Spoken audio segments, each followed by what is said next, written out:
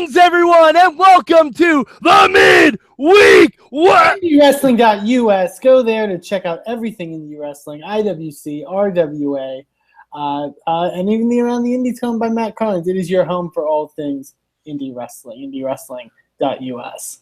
And if you're looking for the perfect slice of pepperoni pizza, go to Slice on Broadway. You can find it in Carnegie, PA. I said it right just for you, Sorg, even though it's wrong because I'm from New York. But you can go to Slice on Broadway. They have amazing pizza. They will do anything you want with it. You can special order it. It's totally fine. All right, we're just kidding. I mean, not about the pizza. The pizza. No, go to get the pizza's amazing. It's the Midweek War. I'm Mad Mike. I'm Eamon. He's the voice of Inspire Pro Wrestling. You all know that. Impact was weird this week. But not like the regular Impact weird. Like, there's a reason that my lower third says I'm not wearing a bra. For those audio people out there. But before, or Eamon, do you have a word for Impact this week? First of all, before we even get to the word, Eamon, how did you watch Impact this week? I'm curious. Just. Well, I watched it through other means. I watched it through somebody posting on Dailymotion, which I usually do for Impact because I don't have PopTV. In this case, thank goodness. But it was on the. I saw the streaming came from like the Fight Network or whatever, which I guess shows Impact in Canada. So that's where I had to watch it from. Okay. Now, for those of you who follow my live tweet, you know exactly how I watched Impact this week. Because while we were doing the Mayhem show proper, we were getting reports that said the PopTV feed was down. Now, I chose to ignore those reports. So I set up a DVR for Impact Wrestling and for the show after it because they told me to set the DVR later, so I did that. The show after it was the movie called Practical Magic. By the way, Sorg, that is not a date movie. It's not. It sounds like one. Nope. I watched it. It's definitely not. That's an odd date. We'll just say it that way. But so I proceeded when I sat down to watch my Impact. The show started right on time and immediately cut off. And then I got a glimpse of Eli Drake and Jeff Hardy coming down to the ring. And then it cut off. And then I got a glimpse of Ethan Carter talking to Drew Galloway in the back. And then it cut off. And then I learned a lot about two things. That 70s show reruns and celebrity name game. Which, hey, if you, again, maybe the best episode of Impact ever. That's a contender for number one this week. I'm honestly almost considering it, giving it number one, ironically. Basically, I'm going to put this very loosely. I watched the commercial for Celebrity Name Game about 38 times, conservatively. I still could not recognize every celebrity in the commercial. I didn't Google it because who the fuck puts in that effort? I did, however, spend the majority of the live tweet casting the members of the Impact Wrestling roster as characters on Smallville. Because someone brought to my attention that PopTV was trying to get reruns of Smallville. So I thought, hey, hashtag Impact on Smallville. Because why not? Just in case you were wondering, Ethan Carter is clearly Clark Kent. Makes sense. All right. And I proceeded to watch that for an hour and 50 minutes. I did not fast forward at all. Not once. The crawl came up about, I'd say about an hour, 10 minutes in, telling me to please be patient and that Impact will be shown in its entirety. So I waited. I waited. And I did eventually see all of Impact. And I'm going to be honest with you. I didn't have to fast forward through commercials, and it was actually very nice. It was completely disjointed because the commercials kind of break everything up. Right. But it was really interesting. So back to the show proper. Eamon, what's your word for this week? My word for this week is teeth. Teeth. We'll get to it. Oh, I'm sure we will. My word for this week is disjointed. Okay. Sure. Disjointed. Eamon, do you have a good for this week's Impact? I do have a good. It's the only good, in my opinion. But hey, my good for this week is the Jade and Marty Bell backstage segment. I thought that was really well done. I thought made sense. Game, was a logical story. Marty Bell's promo was good and kind of setting the whole thing up. I thought it was really good. Mm-hmm. Yeah. I'll give you that. I really enjoyed it. It's nice to see them doing something with Marty. Yeah. Yeah, I thought it was great. My good this week is gonna go to Gail Kim.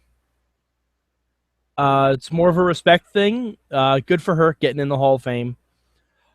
The only thing that I never understand about the TNA Hall of Fame thing is when they announce who's in the Hall of Fame, they give them a chance to speak. And I'm like, why aren't we just inducting them right now? Yeah. But, that's their process, whatever they want to do. But yet again, TNA is inducting someone in the Hall of Fame currently on their active roster. So, yeah, that's what they think at the end of the day, I think it's just a case of they have their own definition of what Hall of Fame means. Hall of Fame just means we're going to get Hall of Fame is TNA Hall of Fame, and this is going to sound shitty. I don't mean it to. TNA Hall of Fame is the lifetime achievement. Lifetime achievement, but also when you work at a job for a long period of time and they give you you've worked here for how many years? Here's that's a retirement, Eamon. No. But while you're still working, that's a forced retirement. But while you're still working there, and they're here's a pin or something, or not, what I mean? Like an anniversary thing. Yeah, that's gonna sound shitty, but I don't know. I kind of like lifetime achievement. Yeah, sure. Because that's basically what this is. That's kind of what it is. It's not a Hall of Fame. It's not. Mm-hmm. And is Hulk Hogan in their Hall of Fame? He is, right? I don't think he is. But then again, until they ran it through, I was confused who was in the Hall of Fame. I didn't know Jeff Jarrett got in the Hall of Fame. Yeah, Jeff Jarrett did, and that's when he brought in the whole Global Force shit. I didn't know that was a thing. Oh, yeah. Eamon, we talked about it. We were here. I blinked that out, if I'm honest with you. Fair enough. I blinked out the whole Global Force Wrestling storyline. I don't blame you at all. All right. So not every show is perfect. Clearly, this one wasn't. Eamon, what was your bad for Impact this week?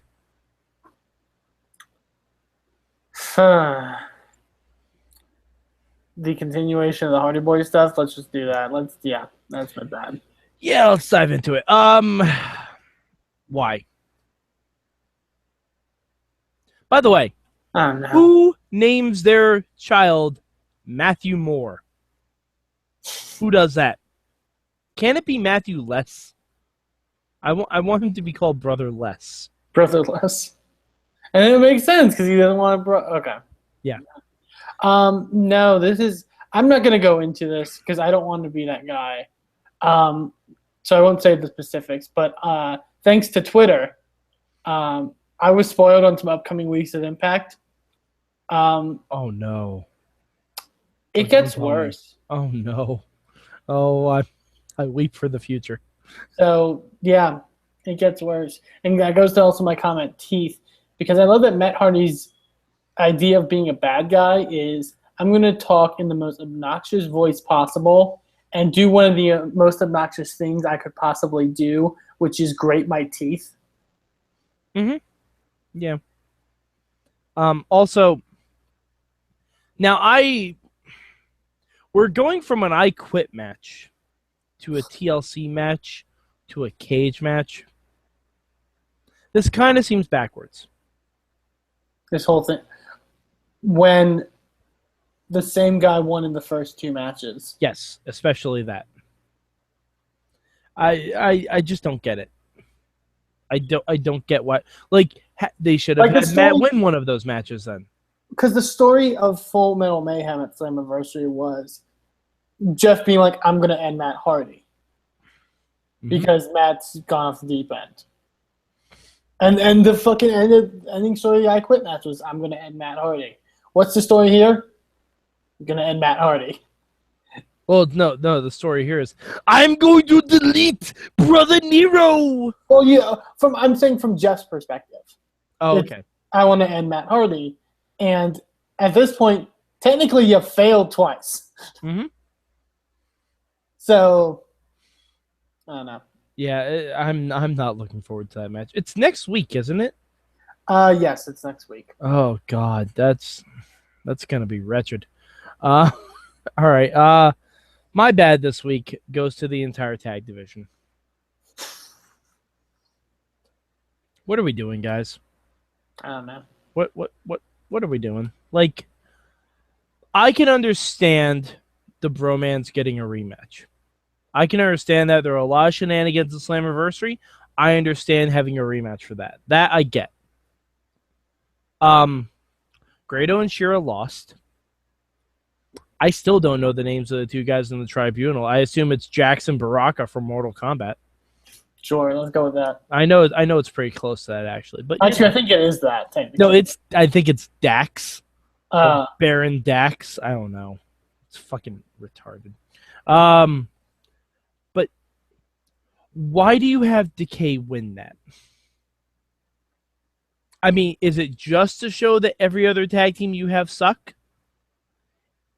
Are we teaming James Storm and Broxton Miller or Sutter or whatever? Not only that, if you want to look at it in the sense of, like, they beat the Bromans at Slammiversary, and then this match, the pin they got on was on Grado and Shira. So the only thing left is for you to maybe face the Tribunal, who are also heels. Which we're not going to do that. Yeah. But I don't get it. Like, I don't get it either. They don't know how a tag division works. They really like why. Well, first of all, I don't understand. In fairness, they booked the tag division like they booked the X division. Am I wrong? Yeah, you're exactly right. Although it looked like they were doing something with the Bromans and Decay for a little bit. For like 2 weeks. Yeah. But also, and this is a supplemental bad. Why did we have to have the Gold Rush? We literally had a pay-per-view on Sunday. You literally just did that. Why does everyone except Sienna have to defend their title? And if you're not going to change any titles, why the fuck would you do this? I don't understand it. Yeah. I don't get it. Like, in a sense, maybe, okay, like, I kind of get the one with, like, the only one I can kind of get is the X Division one. Like, because it's a rematch clause thing, Eddie wins, it's fine, like, whatever. But, like, to do that in all those other divisions is ridiculous to me. Well, no, honestly, the only one I really understand is the world title, because Drew Galloway's an idiot. Well, yeah. But... No, but that's been his whole shtick. He wants to fight for the title every week. He literally has had a title match every week, I think.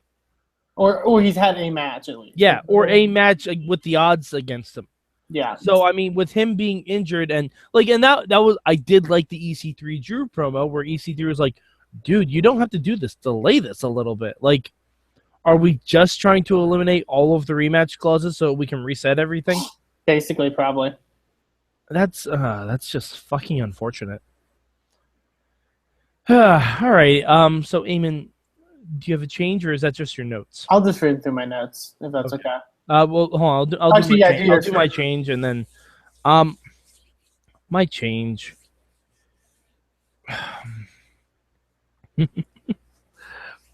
What are we doing with Maria and Mike Bennett?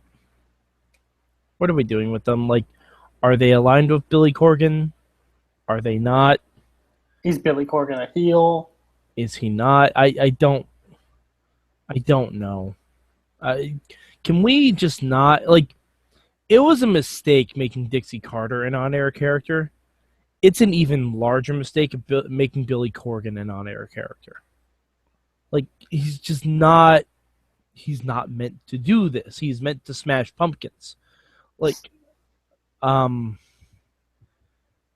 don't know. By the way, the dichotomy of seeing about 42 commercials for that 70s show and seeing Billy Corgan right after that, I'm pretty sure you could replace Billy Corgan with the actor who played Red Foreman.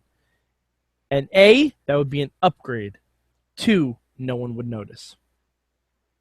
I like to think the actor that played Red Foreman has like slightly more acting ability. Because did you hear Barry? Oh, he does. It's Kirkwood Smith. He's a I was big gonna say, deal. did you hear Billy like deliver like 2 lines barely? He can't deliver 1 line.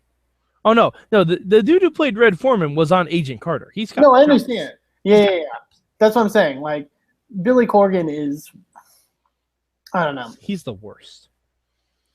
All right, Eamon, let's go to your notes. The best part of the show. The best part of the show. Let's run through this. Opening with Bobby Lashley. Sorry if I say side note. I say that Billy Corgan had a terrible promo this week. Holy fuck! God, Lashley can't cut a promo to save his life. No. How bad is signed too?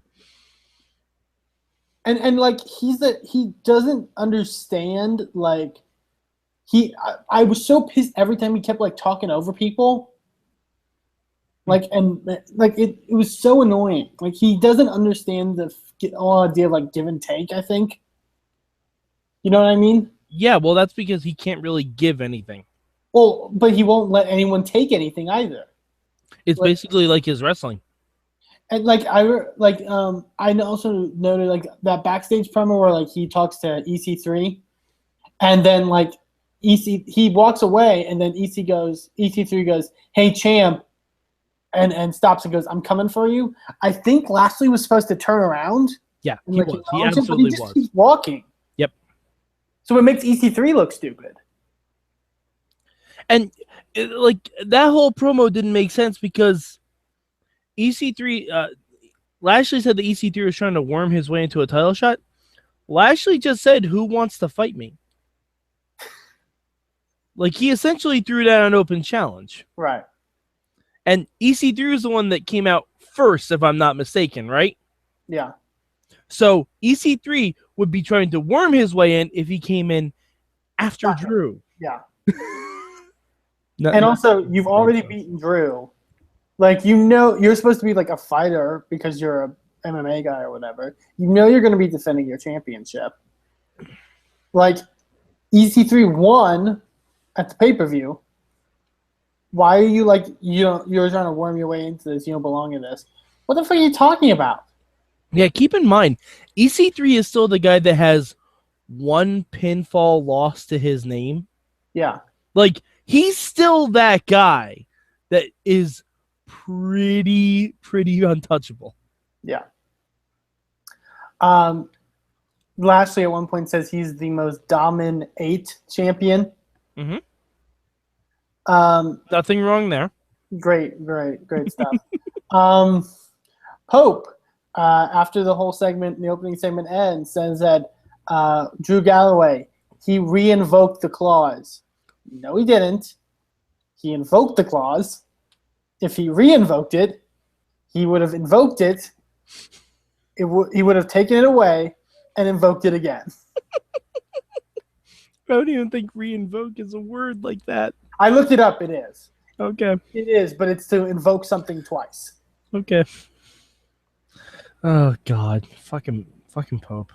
Also, at least he's saying Raquel's name properly now. He doesn't say other words. Funny enough, he doesn't say other words correctly.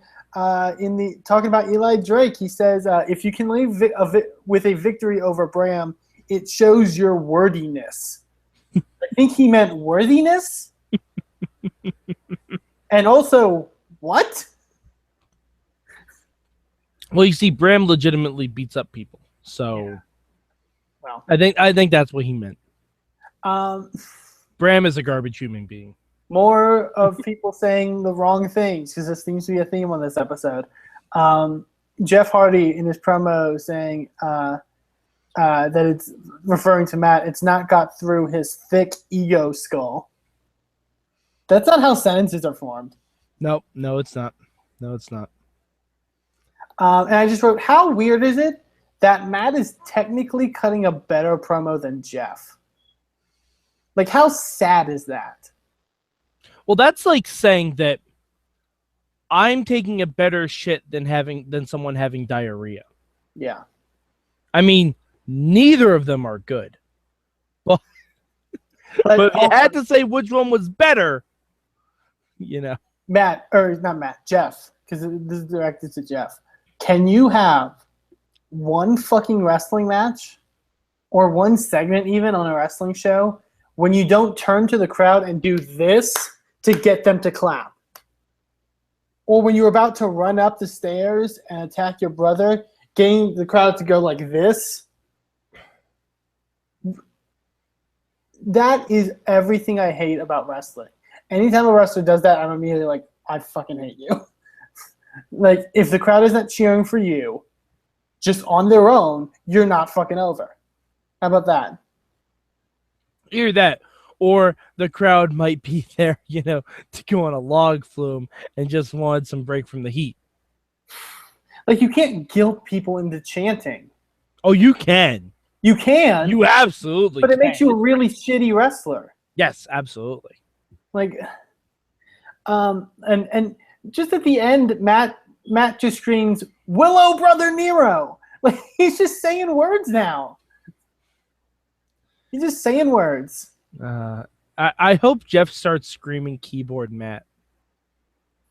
Like, instead of calling him Brother Moore, he should just start calling him Keyboard Matt. Yeah. I think that would be amazing.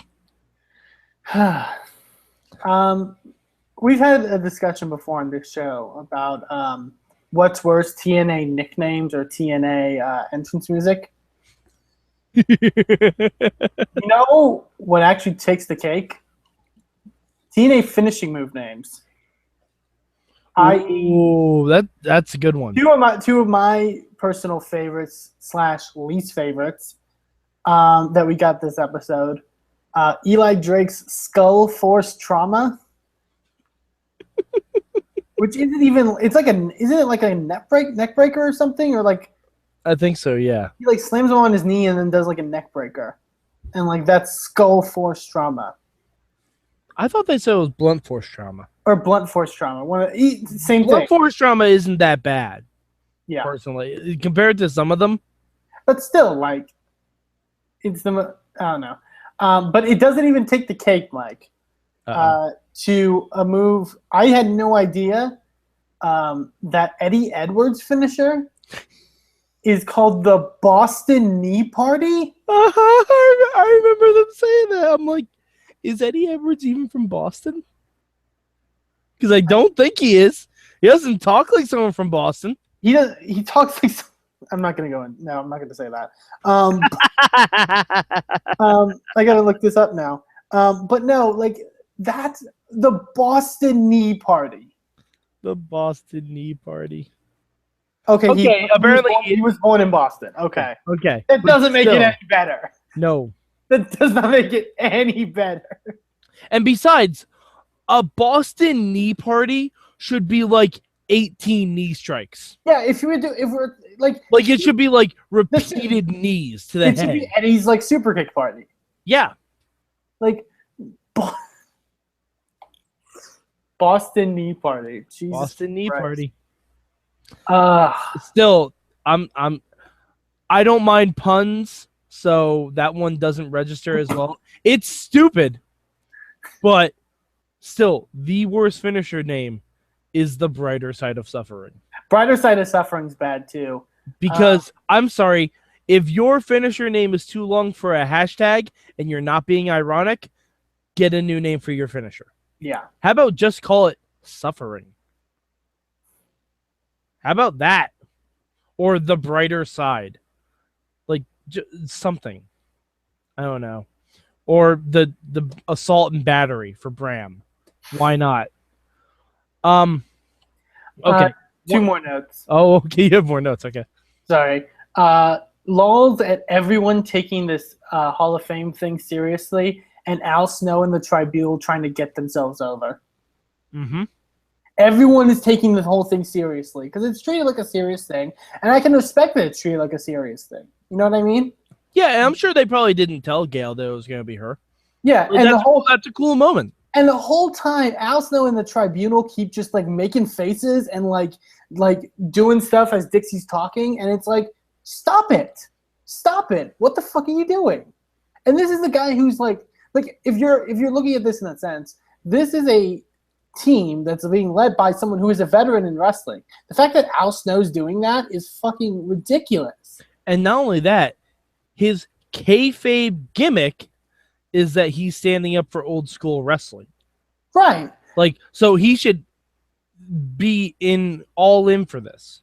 But he's just making faces and doing stuff to try to get himself over. And I don't know. Al Snow is one of my least favorite people in wrestling. I think his wrestling is personally fine, but I don't like it when he like goes off in the shoot. I've said this before. I don't like when he goes off in shoot interviews about like protecting the business and like being that kind of like hard ass kind of guy about how, you know, wrestling shouldn't be like, you know, he's like the Jim Cornette. Like he's like the, you know, wrestling should be this certain way and people have disrespected it. And then you go off and you cut promos where you mention like gimmicks and like, you know, do shit like this. Like, fuck you. Like, this is a guy who was on a team called the Job Squad. Yeah. Let us not forget that.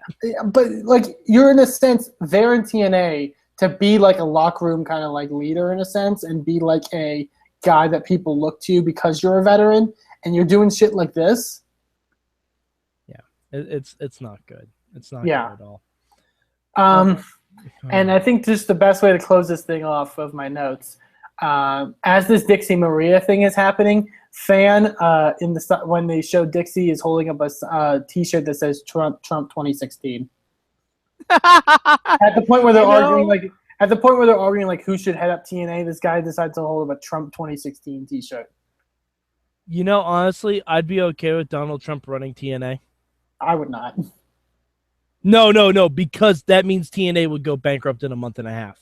I was going to say, you would never hear from them again. If you want TNA under Dixie Carter somehow will probably be more consistent than TNA under Donald Trump. This is true. I want to say one last thing before we get to the ranking here, or what else we missed. PopTV. This goes out to you.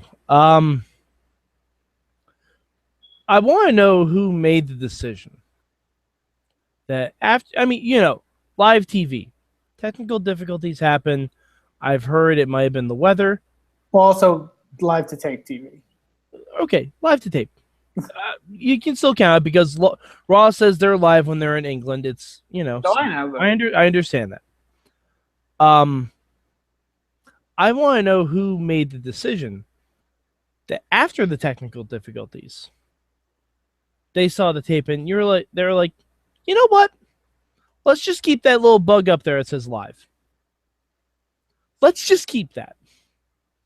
Because to me, you're implying that when I started watching, like when the feed actually came on at about 10:50 at night, you're telling me that's when all of this was happening. And keep in mind, as you mentioned before, there's no commercial breaks. There are no commercial breaks. So you would get someone doing one thing, and then they would just cut back to the ring, and they're in a different part of the match. Correct. Just don't lie. I don't think it's that difficult to take the live bug off your screen. It can't be. I'm trying to think if that's on them or if that's on TNA. No, that's on Pop, I think. Are you sure? I believe so. Well, whoever it's on, make a different call. Yeah. Because you already have people on the show saying it's live TV. Well, very clearly it's not. Here's the thing. I will defend it if it's on TNA's end. Yeah, if it's on Sort TNA, of, then there's nothing they can do about it. especially because as this was happening, They were filming. they were still taping episodes. Mm-hmm. Which is the best thing, that people were reacting, like you saw guys at the show reacting to the feed not being up during the tapings through Twitter. James Storm, Oh, saddest tweet I've ever seen in my life. what was it? Was it just like a cat It was face just a palming? kid face palming, yeah. And EC3 was pretty great, as he always is. But he sent out a tweet about 20 minutes in or something like that, or 40 minutes in, that the show should be up in 5 minutes, and then he quoted his own tweet and said, like an hour later, he's like, "This was his line." So amazing. By the way, morale in TNA sky high. One last thing. Yeah, okay. I just realized I needed to mention that I should have put in my notes, but I don't realize why I didn't. Mike Bennett.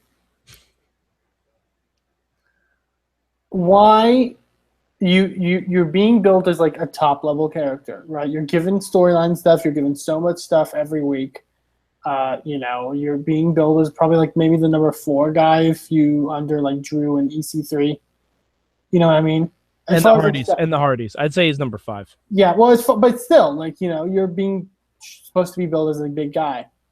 When you're cutting this serious promo and you're angry, why choose to wear a like sleeveless wife beater basically with pineapples on it?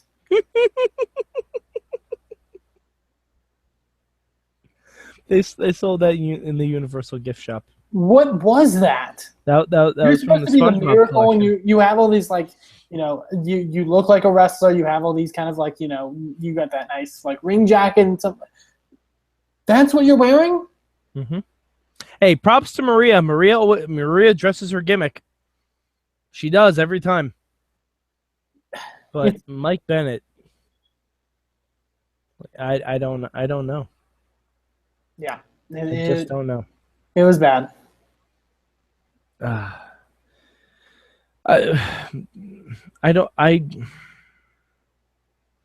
Eamon, I just wanted to watch that 70s show. That 70s show sounds great right about now. Yeah. I mean, especially, young Mila Kunis, Donna wasn't wearing a bra, it seemed like such a fun ride, and then we got Impact. Yep. Was there anything else we missed? I mean, side note, not from Impact. I do also want to bring this up because I don't know if you noticed this. When if you follow TNA on like social media and stuff like that. Oh, I try not to. Oh, do you not know how to book like announce talents at all? No, they don't. Because they have like a new their Renee Young character that's doing like all like the Facebook Live stuff. I think her name's like Mackenzie Miller or something. Okay. She is awful. She does not know one thing about wrestling, and she doesn't know why she's there. She literally related to someone.